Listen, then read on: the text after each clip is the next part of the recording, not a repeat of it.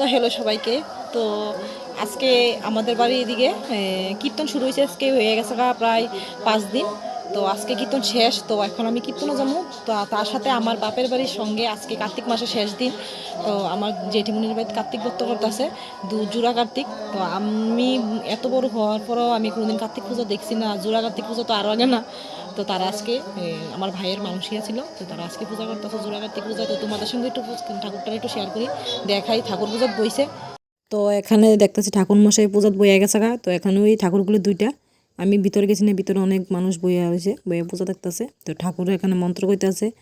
তো দুইটা জোড়া কার্তিক একই সমান, খুবই সুন্দর লাগতেছে ঠাকুরটির দীক্ষা, আমার কাছে খুবই ভালো লাগছে। তো আর দেখলাম না পূজা, তো তারপরে দেখতে চাইছি মানুষ সবাই বইয়ে দেখতেছে, পূজা করতেছে যে। তো এটা হয়েছে আমার ভাইয়ের মেয়ে, আমার ছোট পিপি। তো আইলে কি সুন্দর আমি পিপিটা চাই পরে, পিপিটা মান দিয়ে দাও, মান দিয়ে দাও, মান দিয়ে দাও, পিপিটা মান দিয়ে দাও, মান দিয়ে দাও। এই হাই হাই হালে বলো, টাটা দিয়ে দাও, টাটা দিয়ে দাও বাবা, টাটা দিয়ে দাও, টাটা দিয়ে দাও, টাটা দিয়ে দাও, টাটা দিয়ে দাও।